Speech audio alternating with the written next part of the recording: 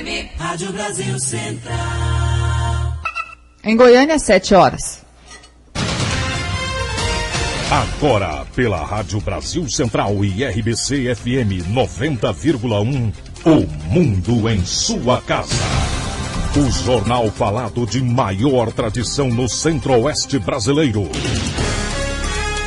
O Mundo em Sua Casa. A informação em cima do fato. Um mundo de notícias no começo do dia. O Mundo em Sua Casa tem a marca da Rádio Brasil Central e da RBC FM 90,1. Hoje é sexta-feira, dia 3 de fevereiro de 2012. Bom dia, você ouvinte. Bom dia, Karine Pinheiro. Bom dia, Gil Bonfim. Bom dia, você que ouve o Mundo em Sua Casa. O Mundo em Sua Casa. Tempo e temperatura. A previsão do tempo para hoje em Goiânia é de céu parcialmente nublado, com pancadas de chuvas isoladas. A temperatura máxima atinge os 30 graus. A umidade relativa do ar fica entre 90% e 50%. Neste momento, os termômetros marcam 20 graus em Goiânia. E o Mundo em Sua Casa também é retransmitido pela 101,5 FM de Iporá. 7:02.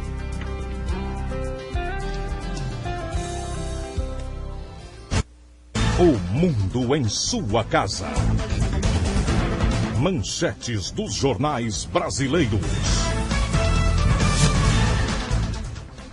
O Globo. STF devolve ao CNJ poder de investigar e punir juízes. Folha de São Paulo. Supremo mantém poder do CNJ para investigar juízes. O Estado de São Paulo. Em votação apertada, STF mantém poder do CNJ. Correio Brasiliense. Delegado-geral da Polícia Civil foi forçado a pedir demissão após a divulgação de vídeo no qual ataca Agnello Queiroz. Valor econômico. Bancos médios se ajustam depois de investida do Banco Central. Estado de Minas. Ameaçada, desprotegida, assassinada. Empresário fugiu após morte da mulher. Jornal do Comércio. Cai 7º ministro do governo Dilma. 0 hora. Petrobras assina hoje projeto para triplicar gás industrial no Rio Grande do Sul. Brasil Econômico. Privatização de aeroportos atrai 11 grupos. Ágio alto e retorno baixo. O Popular. Tributos. Goianos gastam 20% a mais com impostos. Diário da Manhã. Cai índice de homicídios em Goiânia. 7:03. O Mundo em Sua Casa. A política em Goiás. O vice-governador José Eliton cumpre a agenda hoje em posse no Nordeste de Goiás. Logo mais às 8h30, ele lança o programa Bolsa Futuro. Depois, José Eliton participa da implantação do 17º Comando Regional da Polícia Militar e do lançamento da pedra fundamental do cartório eleitoral a ser construído pelo TRE. O governador Marconi Perillo não terá agenda até o próximo domingo, período em que fica de repouso se recuperando da dengue. O governador está sendo acompanhado pelo diretor-geral do HDT, o infectologista Boaventura Braz de Queiroz. 7:04. O Mundo em Sua Casa. Política Nacional. O CNJ, o Conselho Nacional de Justiça, tem total independência para investigar juízes. Foi o que o Supremo Tribunal Federal definiu ontem por 6 votos a 5. Os ministros entenderam que a Corregedoria do CNJ pode iniciar uma investigação contra magistrados ou reclamar processo administrativo, já em andamento nas cortes locais, sem precisar fundamentar essa opção. Estava em pauta o ponto mais polêmico da Resolução 135 do CNJ, que foi questionada pela Associação dos Magistrados Brasileiros, a AMB. O artigo 12 da resolução determina que o CNJ pode atuar ao mesmo tempo em que as corregedorias locais e que as regras de cada tribunal só valem se não entrarem em conflito com o que determina o órgão de controle nacional. Todos os ministros entenderam que o CNJ tem prerrogativa de chamar para si processos esquecidos nas corregedorias locais, já que muitos desembargadores não se sentem à vontade para investigar os próprios colegas. Entre os itens discutidos ontem, o Supremo manteve o entendimento de que todos os julgamentos de magistrados devem acontecer em sessão pública. Partido Progressista afirma que novo titular das cidades fortalece o partido. O ministro das Cidades, Mário Negromonte, entregou nesta quinta-feira sua carta de demissão à presidente Dilma Rousseff. Negromonte não suportou a pressão depois das denúncias de que teria participado da negociação de propina por meio de um projeto milionário da pasta que comandava. No seu lugar, assume o líder da bancada do PP na Câmara, deputado Aguinaldo Ribeiro, do PP da Paraíba. Porta-voz do anúncio oficial, o presidente do partido, o senador Francisco Dornelles, comemorou a decisão de Dilma. Eu parabenizo o presidente pela decisão. Ele é um trabalhador, um deputado de grande experiência administrativa e vai ser um representante muito qualificado da bancada no ministério da presidenta Dilma. Colega de partido do novo ministro, o deputado Esperidião Amin, do PP de Santa Catarina, disse que a escolha de Dilma fortalece a sigla. O presidente da República prestigiou o partido. Foi uma escolha muito feliz. Nós que compartilhamos a condução do Aguinaldo Ribeiro para a condição de líder em agosto e para a sua eleição por unanimidade em dezembro, nós estamos muito felizes com isso, porque ele representou a grande mudança que nós queríamos no partido. Mudança em termos de diálogo, mudança em termos de convivência com a bancada, de transparência nas decisões. A ida de Aguinaldo Ribeiro para as cidades abre uma nova frente de disputa interna no PP, agora pela liderança do partido. Líder interino do PP, o deputado Jerônimo Gergen pretende reproduzir o processo que levou Aguinaldo à liderança da sigla. Vamos reunir agora os nossos companheiros de bancada e eu pretendo conduzir um processo totalmente democrático. Nós estamos buscando um nome que seja capaz de fazer até mesmo um consenso e, no mínimo, consenso dentro do nosso grupo que acaba de indicar o ministro. Quanto ao retorno de Mário Negromonte ao mandato de deputado federal, Jerônimo ressalta que o colega receberá o mesmo tratamento dos demais integrantes da bancada. O líder interino do PP entende que será um relacionamento natural. De Brasília, Apolos Neto. 7-7.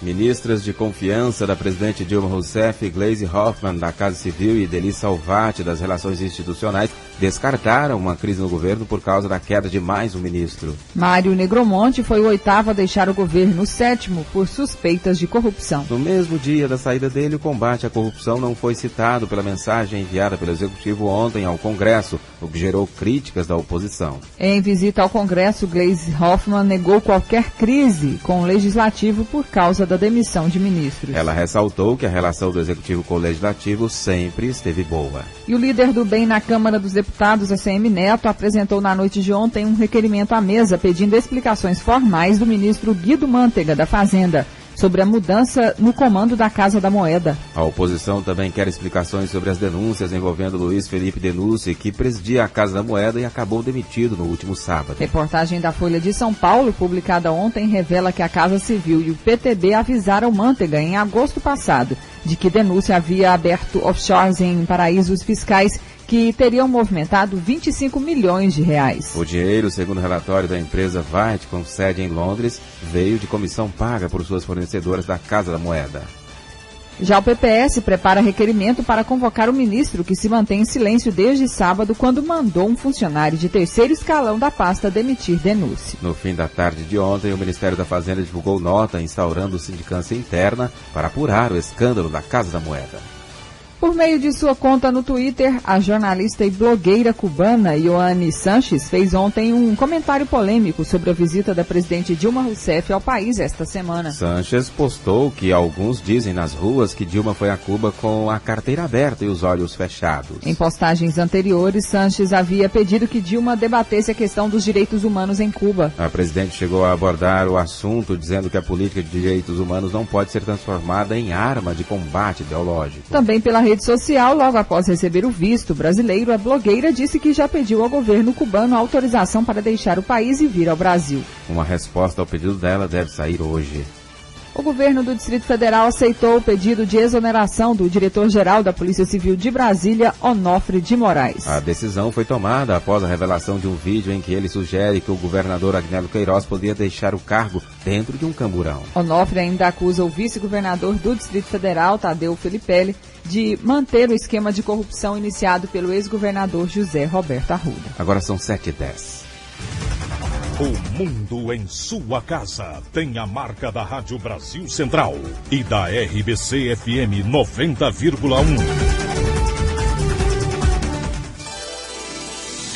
Um blackout atingiu boa parte de Goiânia na tarde de ontem e deixou o trânsito complicado nos principais bairros da capital. Também ficaram sem energia as cidades de Inhumas e Senador Canedo, ambas na região metropolitana da capital. Com os semáforos apagados, avenidas como Anhanguera, 24 de outubro e Castelo Branco, em Campinas, T9 e T7 no setor Bueno e Portugal, no setor oeste, tiveram grandes congestionamentos. Segundo a CELG, o problema ocorreu devido à queda de um raio que danificou equipamentos da subestação Chavantes. A falta de energia durou cerca de 40 minutos, mas a situação voltou ao normal no início da noite. 7 homens fortemente armados assaltaram a agência do Banco do Brasil ontem em São Domingos, que fica a 599 quilômetros de Goiânia. Segundo o delegado Jadiel Ribeiro, após recolher o dinheiro da agência, os assaltantes fugiram em uma caminhonete com aproximadamente 10 reféns, inclusive o gerente do banco. Os 2 policiais que faziam o patrulhamento acabaram rendidos pelos ladrões e obrigados a se juntar contra os outros reféns. Depois de liberar os reféns, os bandidos atearam fogo na caminhonete usada na fuga. Uma equipe do grupo anti-assalto a Banco de Goiânia está no local para investigar o caso. Além disso, policiais de Tocantins e da Bahia também foram acionados para tentar localizar os criminosos. A agência bancária não informou a quantia roubada. 7h11. Cruz Vermelha assume a Iquego e empossa novo presidente. Entregue pela gestão anterior com uma dívida de 84 milhões de reais e com a produção totalmente parada, a indústria química de Goiás, Iquego, conta agora com um novo presidente, indicado pela Cruz Vermelha Brasileira, que em setembro do ano passado assumiu a gestão da empresa. Ao ser empossado, o novo presidente, Peter Laubenheimer, afirmou que a parceria com o governo de Goiás continua e disse ainda que não pretende mexer com os 350 funcionários que ali trabalham. Nossa parte vai ser a gestão, a administração da Iquego, onde nós estamos entrando para avaliar e conhecer a situação atual da empresa e fazer um plano de negócios, onde vamos estar considerando, sobretudo, as pessoas em primeira linha, aonde nós vamos considerar a capacidade produtiva, no sentido de que nós vamos ter que alinhar a organização junto a regulatórios, às exigências feitas pela Anvisa, então para poder implementar novos produtos, onde nós temos hoje uma situação relativamente precária, apesar de já estar produzindo antirretrovirais e produtos também para hipertensão, mas nós queremos ampliar o quanto antes a produção de novos produtos.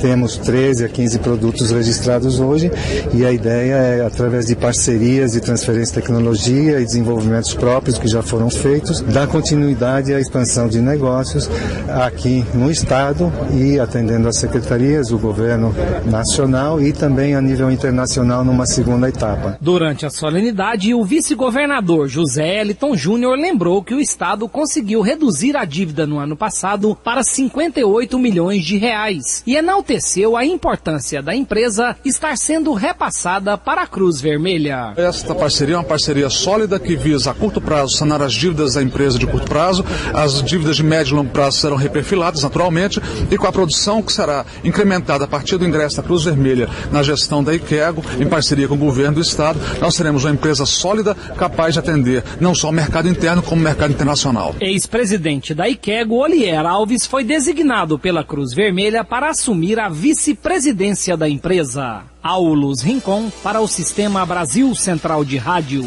7h14. Polícia Civil prende acusados de tráfico de drogas no Parque Amazônia, em Goiânia.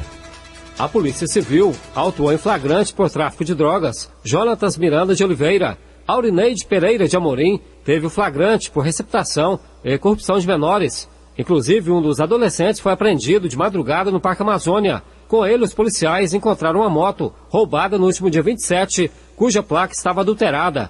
A delegada Miriam Borges, titular do 13º DP, deu mais detalhes de quando os policiais chegaram na casa de uma das acusadas. Diante dessa situação, foi dado a voz de apreensão a esse menor e ele informou aos militares que na residência da Aurineide havia uma outra moto também roubada e que ali também havia drogas. Então, essa equipe de militares, contando com mais 2 outras equipes, eles dirigiram-se até a residência de Aurineide e ali realmente constataram que havia uma outra moto roubada, que tinha sido roubada no último domingo, estava ali na residência, E o Jones, ao ver a presença da polícia, tentou dispensar a droga que estava na sua posse. Só que o Jones admite que realmente ele já havia vendido várias porções, né, do crack na noite, inclusive ele estava com a quantia de 375 que era proveniente da venda das drogas. Então foi quando foi dado voz de prisão a essas outras pessoas e apreensão a um outro adolescente. Só que, na verdade, a Aurineide, ela joga todas essas condutas delitivas aos menores, dizendo que ela não sabia, que ela tenta jogar essa responsabilidade criminosa só sobre os menores. Cada um desses crimes, ele tem uma pena prevista de 4 anos.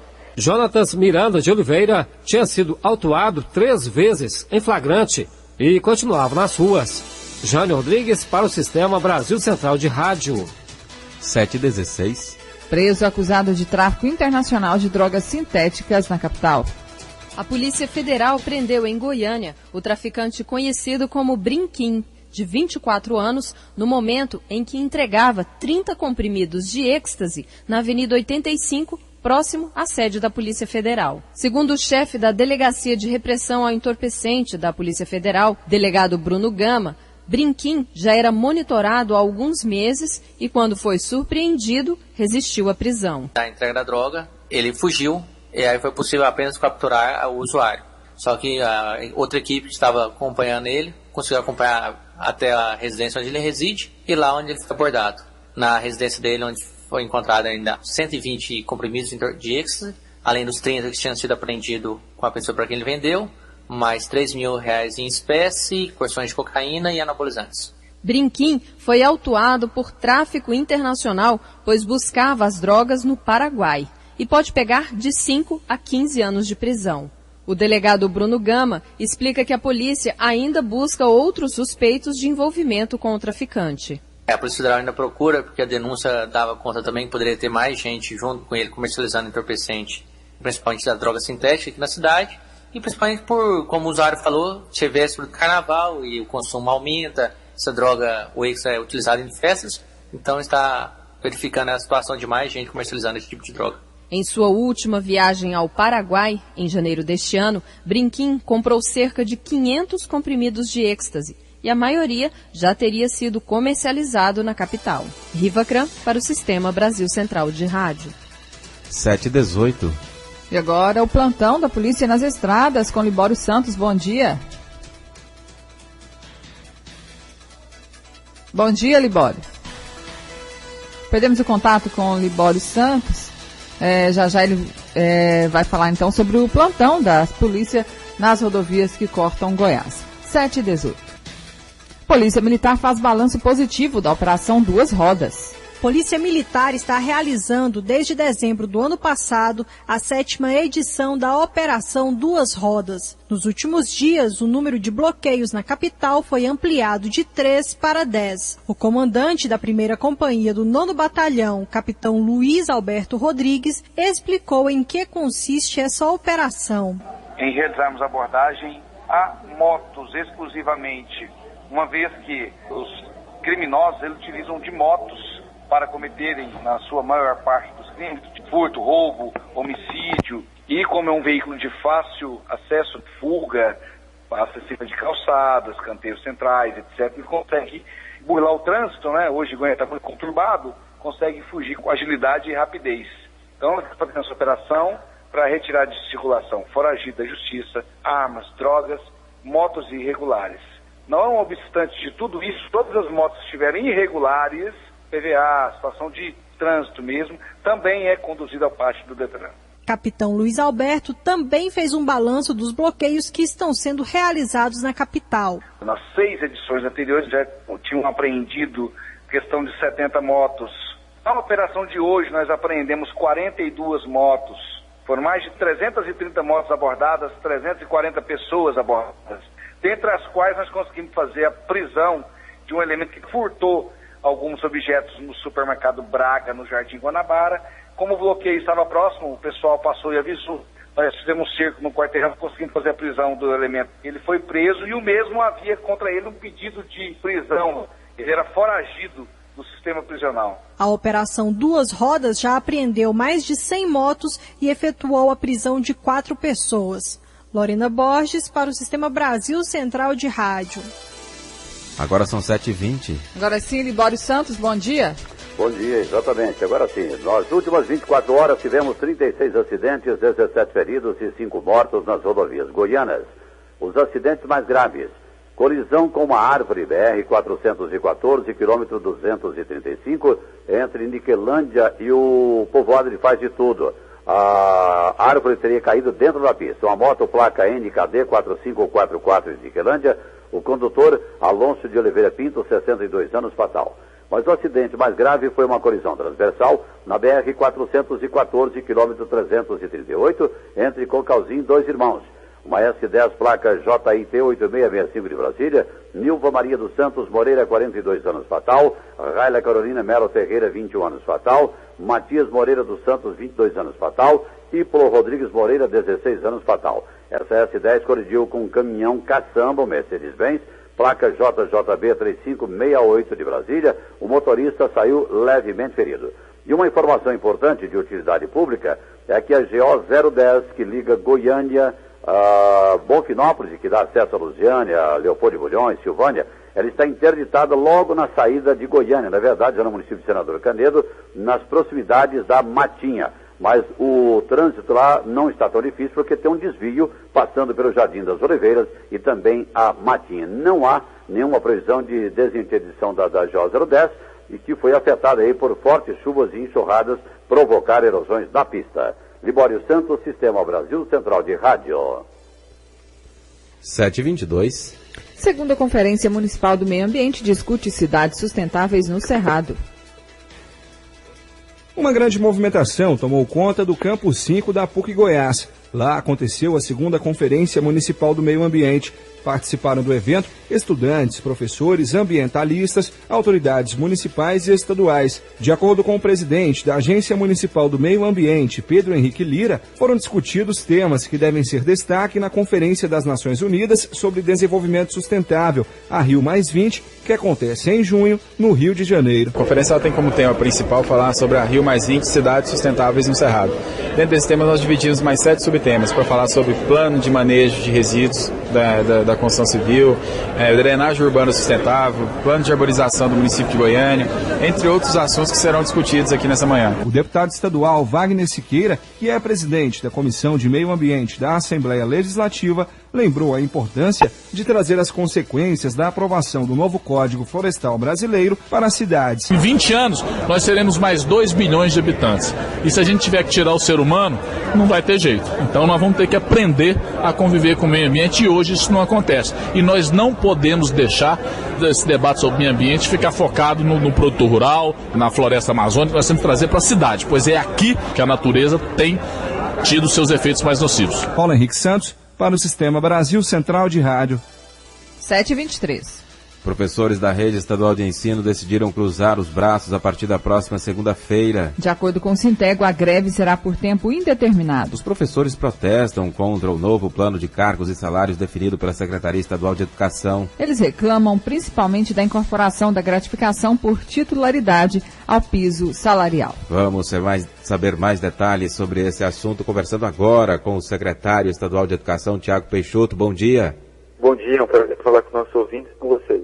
Secretário, como o órgão, como a Secretaria de Educação vai enfrentar essa possível paralisação na próxima segunda-feira? Olha, essa é uma paralisação estritamente política. Política por quê? Nós investimos esse ano agora 330 milhões de reais na folha da educação. Todos os professores do estado de Goiás tiveram aumento de remuneração, de salário. Então, nós entendemos também, de forma muito clara, nós pagamos aqui em Goiás um piso acima do piso nacional dos professores. Pra você ter uma ideia, o piso nacional é de 1.184, nós pagamos aqui em Goiás agora 1.460. Essa é uma grande reivindicação que a categoria tinha, tá, e que foi cumprida. O que eu percebo é que, como nós cumprimos os nossos compromissos, pagamos o piso, todos os professores tiveram aumento, o sindicato, com viés político, declara essa greve. Que eu repito, não é uma greve dos professores, é uma greve declarada pelos sindicatos. Até porque na Assembleia de ontem, menos de 1% dos professores do estado de Goiás estavam lá representados. Então foram poucos que decidiram por muitos. E o preocupante de tudo isso é porque é o efeito que isso gera nas escolas, nos nossos alunos em especial. Secretário, mas o pai do aluno, né, que está nos ouvindo agora, ele fica em dúvida, eu mando ou não mando meu filho para a escola? O que ele deve fazer então na segunda-feira? As escolas vão estar abertas na segunda-feira. Então, nós vamos fazer um esforço muito grande, os diretores das escolas têm um compromisso e o dever de abrir as escolas para receber os nossos alunos. Aqueles que decidirem parar, eles vão parar, mas a grande maioria que quer dar aula vai ter condições de dar aula e os nossos alunos vão ter condições de ter acesso a essa educação. Nós não podemos deixar que os nossos alunos, por uma questão política, por uma mobilização política, não tenham aula. Secretário, o sindicato reclama que para se chegar a esse piso de R$ 1.460, houve uma redução na gratificação por titularidade para quem tem mestrado e doutorado. Como o senhor avalia essa questão? Não houve nenhuma perda de gratificação. Ela foi incorporada. Ela foi incorporada ao salário dos professores, ao vencimento base. E isso é muito positivo, porque tudo que venha de aumento depois, como os quinquênios, como o próprio mestrado ou doutorado, ele vigora numa base agora muito maior. Vou dar um exemplo claro disso. O professor tinha 30% de titularidade e 10% de mestrado, total de 40%. Esses 30% foi incorporado agora ao salário e esses 10% do mestrado continuou como 10% do mestrado. Ou seja, não houve perda nenhuma, houve um ganho, porque esses 10% agora, eles vigoram uma base maior do que anteriormente. Então, eu repito, nós tivemos um aumento na folha da educação de 330 milhões de reais, foi um aumento muito especial dado pelo governo. A carreira do professor se tornou muito mais atrativa. Para você ter ideia, o professor início de carreira, ele tinha uma remuneração até ano passado de R$ 1.500. Agora ele tem uma remuneração de R$ 2.016. Outro ponto fundamental, o professor podia chegar a uma remuneração final de R$ 2.600. Agora ele pode chegar a uma remuneração de R$ 4.700. Com a mudança, o que vale agora é o desempenho do professor, é a sua assiduidade, é a diferença que ele faz na sala de aula e na vida dos seus alunos, é que vai pautar essa melhoria de remuneração dele contínua e constante. Mas a secretaria já pensa numa forma de negociar com os professores? Olha, como eu disse, como a greve é política, as negociações são difíceis, porque nós cumprimos todas as pautas que eles nos levaram no ano passado. Mesmo cumprindo a pauta, eles entraram em greve. Então, não é uma negociação técnica, não é uma negociação que venha com o critério de melhorar a educação. É uma negociação política. Basta ver quem está mobilizando os professores. Olhe você que ontem, nessa mobilização que foi feita, você ouvia discurso de deputado, você ouvia discurso de vereador, mas você não ouvia o discurso dos professores. Importante dizer também que o sindicato ele é completamente aliado politicamente a um partido político. Quase toda, se não toda a diretoria do Sintego é filiada ao PT. Então, no ano eleitoral, por que essa greve ocorre esse ano? Sendo que ano passado nós não temos nenhum aumento e não teve greve. E o ano que dá aumento tem a greve.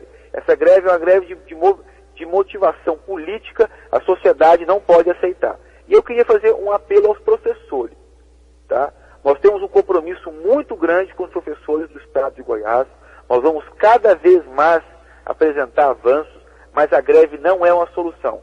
A greve mobilizada pelo Sintego, ela prejudica os professores, ela prejudica muitos dos nossos alunos e ela privilegia uns poucos que estão lá no sindicato, né, escondidos dentro dos sindicatos, sem dar aula, sem ter compromisso com a sociedade, com a população, com os nossos alunos. Tiago Peixoto, secretário estadual da Educação, obrigado pela entrevista aqui ao Mundo em Sua Casa. Tenha um bom dia. Muito obrigado, um bom dia a todos. Secretário, então, Tiago Peixoto explicando essas negociações com os professores e também informando que na segunda-feira, apesar do Sintego ter declarado uma paralisação dos professores, as escolas estarão abertas para receber os alunos. Agora são 7h30.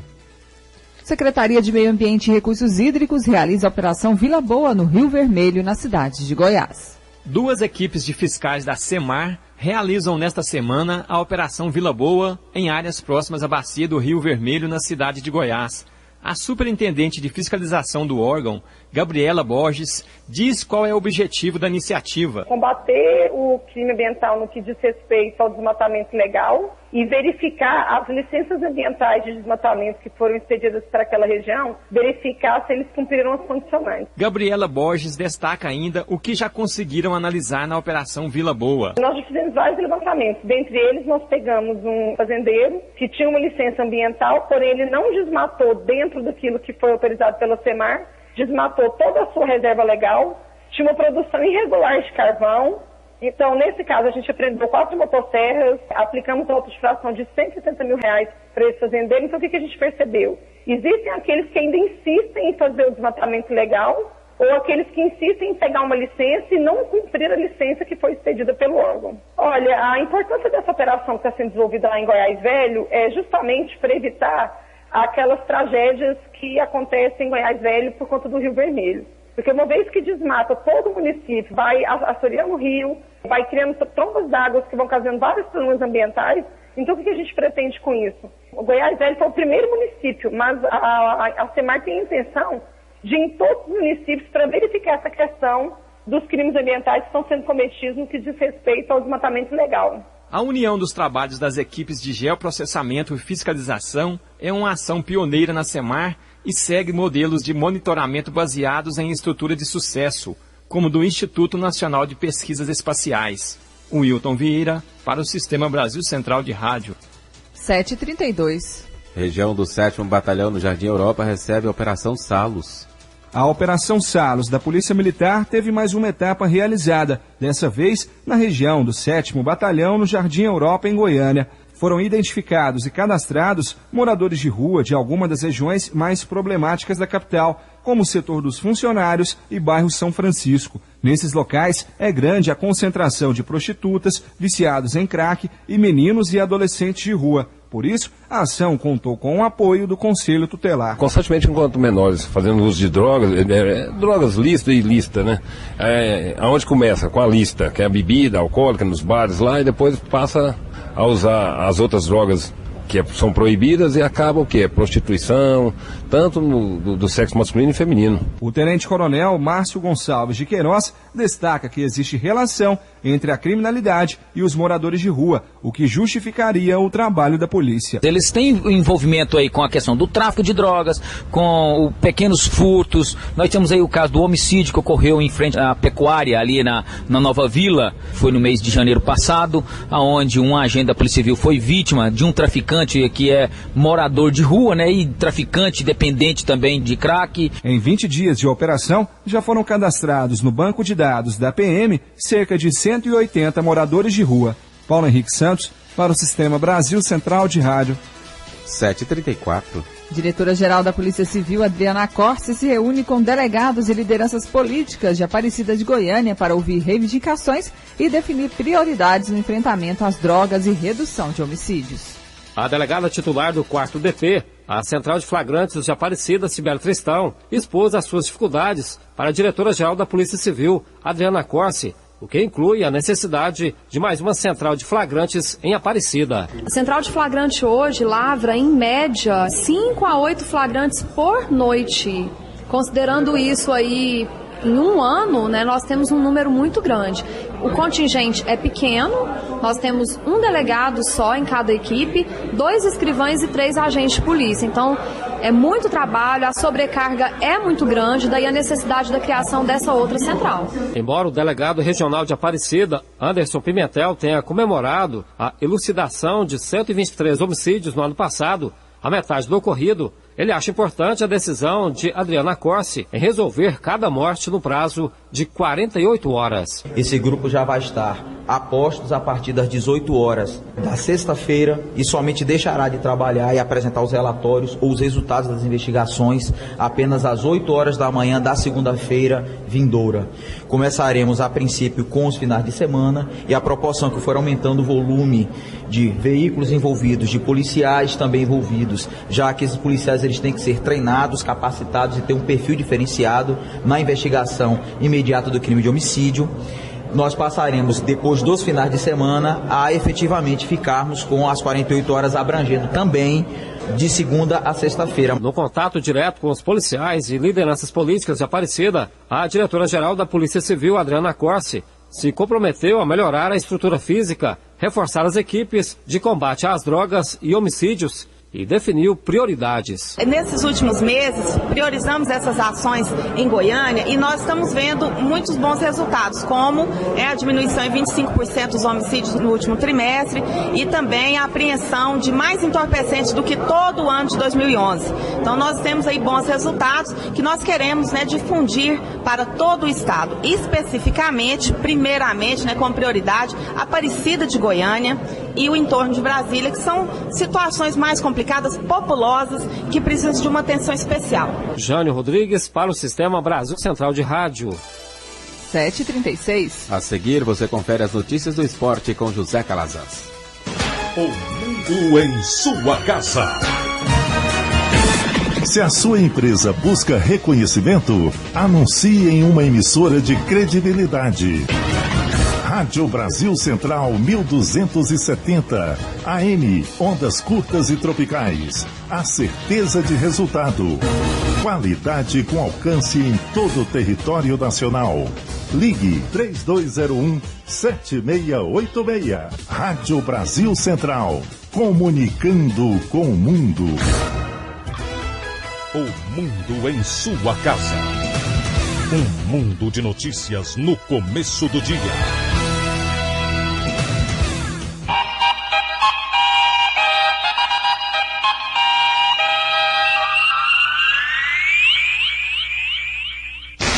O mundo em sua casa. Esporte. O Flamengo demitiu o treinador Vanderlei Luxemburgo e toda a comissão técnica do time. Joel Santana, que deixou o Bahia, vai assumir o Flamengo, que joga hoje às 5 da tarde contra o Olaria no Engenhão, pelo Campeonato Estadual do Rio de Janeiro, e será dirigido pelo técnico interino Jaime de Almeida. 7h37. Em Goiás, 2 times mudaram o comando técnico. No Morrinhos, que não ganhou de ninguém no atual campeonato goiano, aceitou o pedido de demissão de Paulinho Ceará e contratou Júnior Pezão. Já Napolina mandou embora o treinador Luiz Carlos Barbieri e os jogadores João Lima, Amaral e Thiago Marabá. Para o lugar de Barbieri, assume Vica, que já comandou a equipe em 98, 99, 2000, 2001, 2002 e 2003. Sem apresentar resultados positivos. Vejamos se agora dá. 7h37. O Vila Nova faz promoção e espera grande público para o jogo de domingo contra a Aparecidense. O técnico Roberto Cavalo deve definir hoje o time do Vila para o compromisso de domingo no Onésio Brasileiro Alvarenga diante da Aparecidense. Um restante de semana tranquilo, após a goleada do meio de semana 4-0 para cima da Napolina. Também no Oba, para o jogo de domingo, apenas o zagueiro Thiago Irineu é o desfalque, recebeu o 3º cartão amarelo e a diretoria colorada já anunciou promoções para domingo.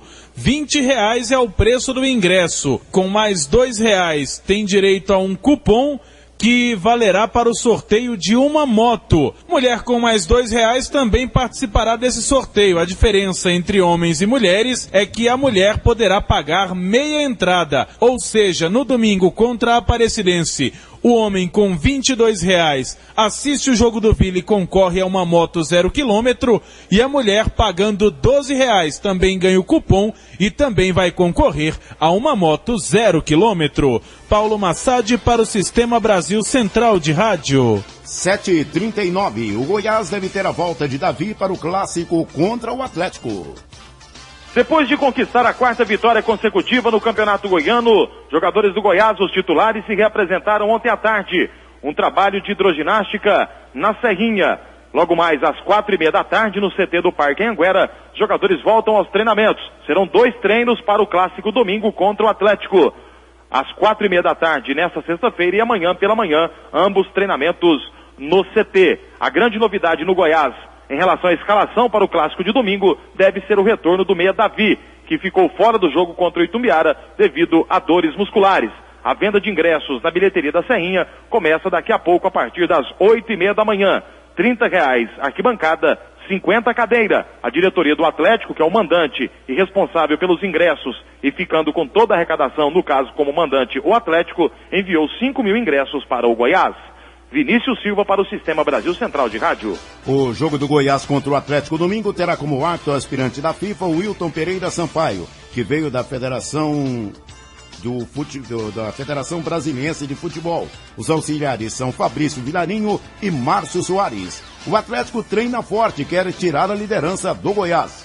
Depois da última vitória contra o Craque, o Atlético realizou ontem um jogo-treino no estádio Antônio Ascioli, visando a preparação para o jogo de domingo, o clássico no estádio Serra Dourada contra a equipe do Goiás. O jogador Felipe não participou, ainda está à disposição do departamento médico, se recupera de uma contratura na coxa e ainda não estreou no Campeonato Goiano. Acredito que o torcedor não esteja com saudade do Felipe, até mesmo porque Marcão, artilheiro do campeonato, com 5 gols, vem se superando a cada jogo, garantindo assim a afeição do torcedor. Para o jogo de domingo, os ingressos já estão sendo vendidos aqui nas bilheterias do estádio Antônio Ascioli, no valor de R$50 para a cadeira e R$30 para a arquibancada. O técnico Hélio dos Anjos começa a definir a equipe que enfrentará o Goiás no clássico de domingo. A expectativa é de um bom público neste jogo, que vale a liderança do campeonato, tendo em vista que o Goiás lidera com 12 pontos e o Atlético vem logo em seguida com 9 pontos, tentando a liderança da competição. O Atlético ainda fará 3 jogos antes do feriado de Carnaval, dos quais 2 serão clássicos regionais. No próximo domingo, tão esperado jogo contra o Goiás, domingo dia 5, e no sábado, dia 11, contra o Vila Nova. O outro jogo será contra a Aparecidense, em Aparecida de Goiânia, no intervalo de um jogo para o outro. Rondinelli Dantas para o Sistema Brasil Central de Rádio. O violento confronto de torcidas na cidade egípcia de Port Said, que matou 74 pessoas, transferiu-se do estádio para a Praça Tahrir, o epicentro da Revolução do Nilo, numa nova eclosão de revolta e caos. Policiais dispersaram manifestantes com gás lacrimogênio, deixando mais de 440 feridos. A junta militar que governa o país foi alvo de críticas por falhar na tarefa de garantir a estabilidade e a transição. O primeiro-ministro Kamal Al-Ganzouri assumiu a responsabilidade política pelos confrontos. Às 7h43 do esporte é o que há. Obrigado, José Calazans. O mundo em sua casa. A informação em cima do fato. Polícia investiga denúncia de adulteração de combustível. Equipes fiscais do Procon Goiás foram acionadas ontem para apurar uma denúncia de adulteração de combustível em um posto que fica na Avenida Circular, no setor Pedro Ludovico. A gerente de fiscalização do Procon, Aline Montalvão, explicou as medidas que foram tomadas no estabelecimento. Olha, houve uma denúncia para a DECOM, que é a Delegacia do Consumidor. A DECOM acionou o Procon. A denúncia era de que havia adulteração no óleo diesel. Foi apreendido 1 litro desse óleo diesel para ser enviado para a ANP, que é a Agência Nacional de Petróleo, em Brasília, para fazer a análise dessa amostra. E houve também a análise da gasolina e do etanol, do qual não foi constatado irregularidades. E só após essa análise que a gente vai poder confirmar mesmo se houve ou não adulteração desse óleo diesel. Mas, por enquanto, as bombas estão lacradas. Aline Montalvão também falou sobre o que vai acontecer com o posto enquanto a Agência Nacional do Petróleo analisa as amostras de diesel. Ele só não vai poder estar comercializando esse óleo diesel enquanto não houver esse laudo, né, por parte da ANP. Caso haja o laudo e constate que não houve irregularidade, o Procon deslacra a bomba e corre normalmente, pode funcionar. Lorena Borges para o Sistema Brasil Central de Rádio. 7h45. Teleconsulta de Aparecida de Goiânia volta a funcionar a partir de hoje.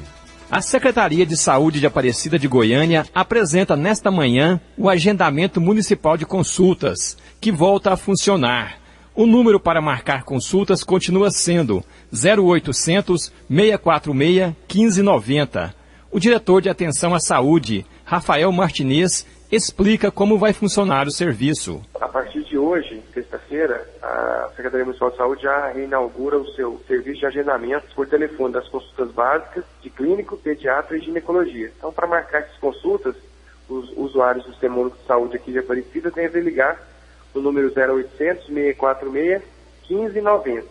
Esse serviço funcionará de segunda a sábado, das 7 da manhã às 19 horas. Só não funcionará nos domingos e feriados. Rafael Martinez explica como vai funcionar o centro clínico, que deve ser inaugurado a partir do final do mês. No centro clínico a gente vai tentar centralizar novamente as especialidades, para facilitar para que o usuário encontre lá no centro clínico um atendimento especializado. É lógico também que com a saída dos especialistas das nossas unidades, a gente vai abrir mais vaga para estar contratando os médicos de atenção primária, os pediatras, os clínicos e os ginecologistas. Então, de maneira geral, é um aumento de serviços que vai beneficiar a população. As pessoas podem ficar tranquilas, aquelas que agendaram seus consultas até ontem, quinta-feira, elas podem ficar tranquilas, ele pode comparecer sua consulta, não precisa fazer a ligação para confirmar. Só a partir de hoje mesmo, aqueles que forem marcar uma nova consulta que vão ligar. No local, o usuário deve ter em mãos o cartão SUS e, se possível, um comprovante de endereço com CEP. Wilton Vieira, para o Sistema Brasil Central de Rádio. 7h46. A GEAB regulariza a situação de quase 500 famílias da região noroeste de Goiânia. O trabalho que está sendo realizado no bairro São Domingos, em Goiânia, concluirá nesta etapa a entrega da escritura de imóveis a 430 famílias. Realizado pela Agência Goiana de Habitação, em parceria com o Ministério Público, Secretaria das Cidades e Prefeitura de Goiânia, o programa já garantiu a quase 15 mil famílias da região noroeste da capital a oportunidade de obter o documento que prove ser o morador o verdadeiro dono do imóvel, relata o presidente da AGEAB, Marcos Abrão. Nós estamos, desde o ano passado, com esse programa Casa Legal em pleno andamento, e aqui é o desdobramento. Nós coletamos assinaturas hoje, mandamos para o cartório e vamos entregar, juntamente com o nosso governador, as escrituras registradas aqui do São Domingos. A regularização é recebida com festa pelos moradores, como Joaquim Anastácio, que comprou um lote onde construiu sua casa no São Domingos em 1993, mas até ontem ainda não possuía a escritura do imóvel. Graças a Deus agora, até que enfim vai sair a escritura. Agora vai ser o dono de verdade, porque até hoje nós nunca foi dono. Agora, a partir de hoje, nós é o dono do imóvel. Para atender os moradores da região, a AGEAB montou um escritório na quadra da Escola Municipal Nossa Senhora Aparecida, no bairro São Domingos. Aulos Rincon, para o Sistema Brasil Central de Rádio. 7h48. Votação biométrica será ampliada em Goiás para 2014. Quem vai votar pela primeira vez este ano tem até o dia 9 de maio para fazer o alistamento eleitoral.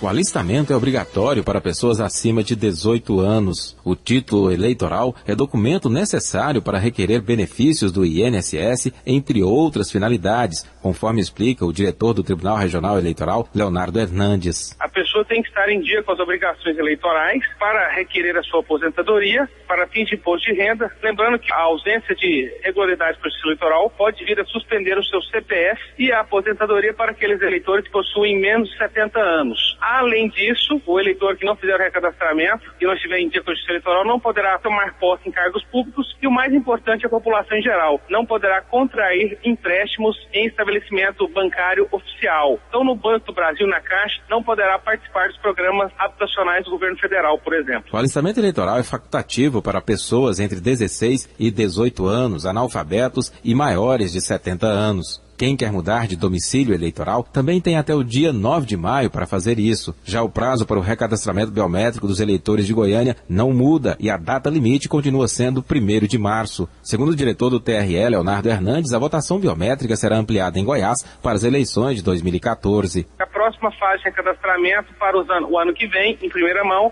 será para a Grande Goiânia. Então, ano que vem, nós faremos recadastramento em todas as cidades da Grande Goiânia, da região metropolitana, e incluiremos também o município de Anápolis. Aproximadamente 35% do eleitorado do estado de Goiás, a 40%, votará biometricamente em 2014. Leonardo Hernandes informou ainda que 65% dos eleitores da capital, que representa 585 mil votantes, já fizeram o recadastramento biométrico. Gil Bonfim, para o Sistema Brasil Central de Rádio.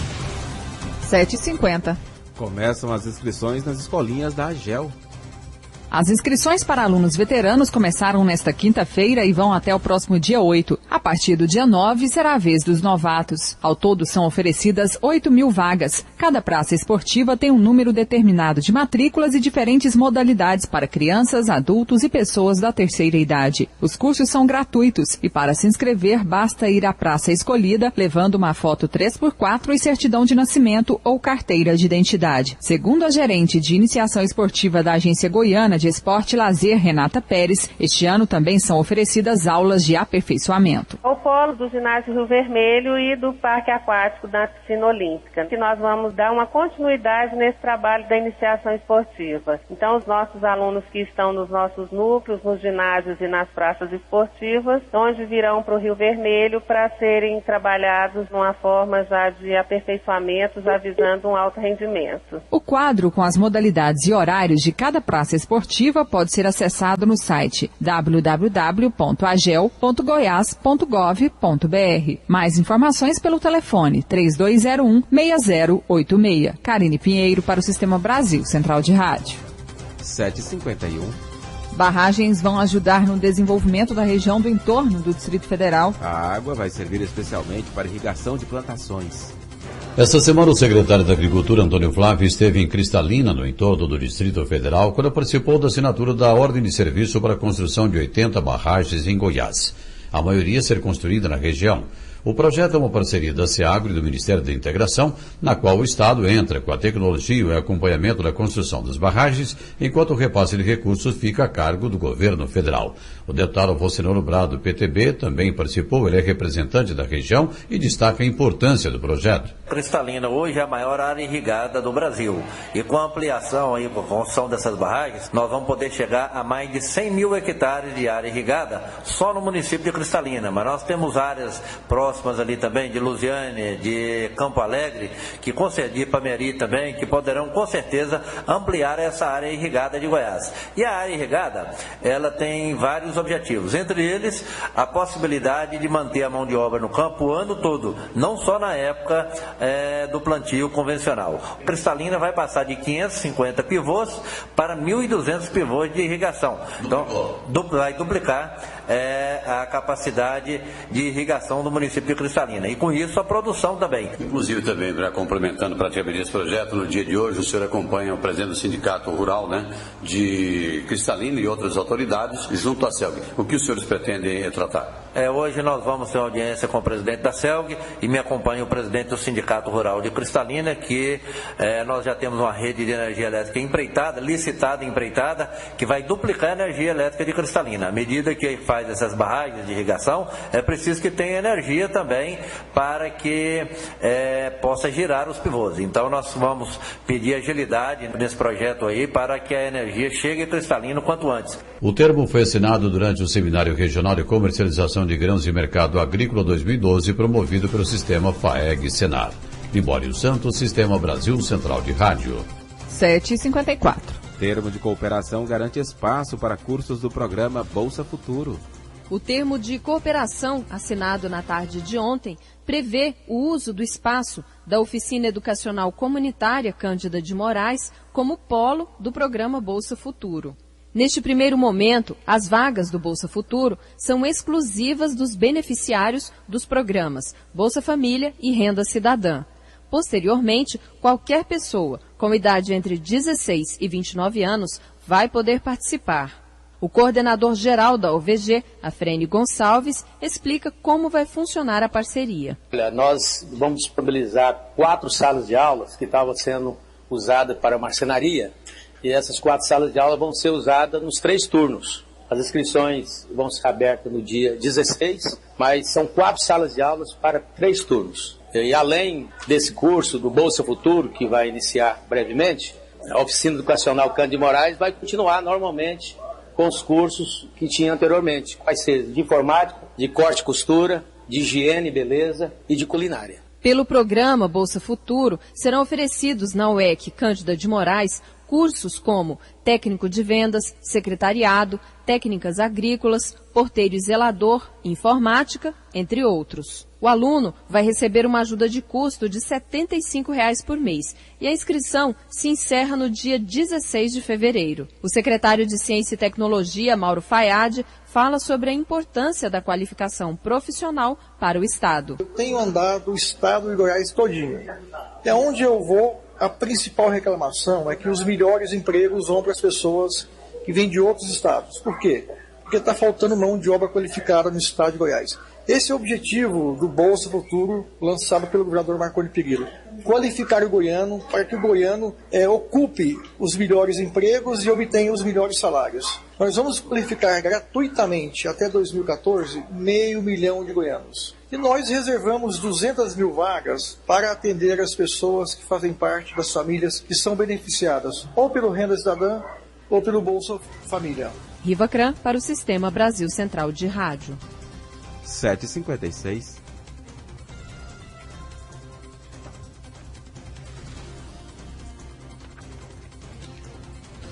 Escolas da Rede Municipal de Ensino abrem as portas esse final de semana para os pais.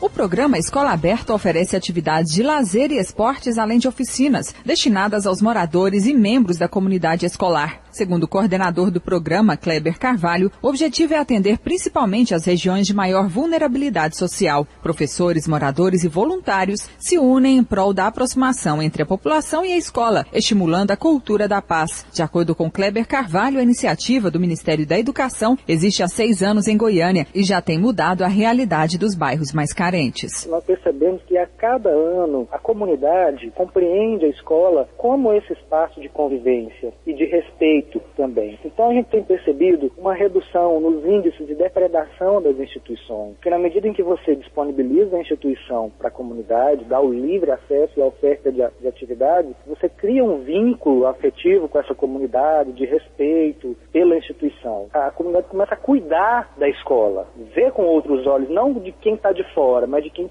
participa dessa escola, mesmo que não esteja matriculado, que não tenha filhos matriculados. Então a gente percebe uma redução no número de algumas ocorrências específicas, como pequenos furtos, violência doméstica, do tráfico. As atividades deste ano do programa Escola Aberta começam neste final de semana. Ao todo são 10 meses de ações. Cada comunidade escolhe os jogos, brincadeiras e cursos que serão oferecidos, que vão desde dança e futebol até artesanatos e cinema. Karine Pinheiro para o Sistema Brasil Central de Rádio. 7h58. O suspeito de ter assassinado a procuradora federal Ana Alice Moreira de Mello foi encontrado morto na noite de ontem em um motel no bairro Olhos d'Água, no extremo sul de Belo Horizonte, segundo a Polícia Militar. O corpo estava sobre uma cama da suíte 16. A Polícia Civil investiga a possibilidade de o homem ter se matado, mas a equipe de peritos não descartou a tese de assassinato, porque ele tinha ferimentos em várias partes do corpo e sinal de violência no pescoço. A morte da procuradora aconteceu na madrugada de ontem, dentro da mansão onde o casal morava com os filhos, num condomínio na região metropolitana de Belo Horizonte. O casal estava em processo de separação. A Amazônia perdeu 207 quilômetros quadrados de floresta nos meses de novembro e dezembro de 2011. Os números foram divulgados ontem pelo Instituto Nacional de Pesquisas Espaciais, o INPE. O Pará liderou o rol do desmatamento nesse período, seguido por Mato Grosso e Roraima. O Ministério Público de São Paulo informou ontem que o líder da quadrilha suspeita de desviar remédios de hospitais públicos comandava o esquema de dentro de uma prisão em Pinheiros. A operação conjunta da Promotoria com a Polícia Civil de São Paulo prendeu ontem 12 suspeitos de integrar a quadrilha. O grupo desviava remédios caros destinados ao tratamento contra o câncer. O líder do grupo estava preso desde 2009. A polícia prendeu 25 pessoas em Birigui e mais 3 cidades do interior de São Paulo numa operação contra uma quadrilha envolvida em arrombamentos de caixas eletrônicos. O homem apontado como chefe do grupo também foi detido. Os policiais apreenderam maçaricos, pés de cabra, cilindros de oxigênio e outros materiais utilizados nos arrombamentos. 7h59, Noticiário Internacional. Cientistas americanos descobriram em pesquisas com ratos que o mal de Alzheimer pode evoluir como se fosse uma infecção. A doença se espalha no cérebro. A doença degenerativa ainda não tem cura. Mas o resultado de 2 estudos das universidades de Harvard e Columbia deixou pesquisadores surpresos e animados. No Brasil, a Academia de Neurologia estima que a cada ano 900 mil pessoas apresentem os sintomas iniciais do mal de Alzheimer. Chega a 139 o número de mortos na onda de frio no leste da Europa. Na Ucrânia, escolas foram fechadas e supermercados da capital Kiev já registram falta de alimentos por causa da dificuldade de locomoção dos veículos que transportam mercadorias. Pontualmente, 8 horas em Goiânia, termina aqui mais uma edição de Mundo em Sua Casa, que teve a apresentação de Gil Bonfim e Karine Pinheiro. Redação e edição, Ada Mendes, Antônio Correia, Marcelo Cabral e Wendel Franco. Direção de estúdio, Luzene Gomes. Chefes de reportagens, Ione Chagas e Almir Costa. Operação de áudio, Leandro Franco. Central técnica, Otair José e Frederico Pita. Gerência do sistema de rádio, Suede Barbosa. A direção de tele rádio difusão é de Abadia Lima. O Mundo em Sua Casa volta amanhã às 7 da manhã. A você, um bom fim de semana. Bom dia, Karine. Bom dia, bom fim de semana a todos. Este foi, pela Rádio Brasil Central e RBC FM 90,1, O Mundo em Sua Casa. O jornal falado de maior tradição no Centro-Oeste brasileiro. O Mundo em Sua Casa. A informação em cima do fato. Um mundo de notícias no começo do dia.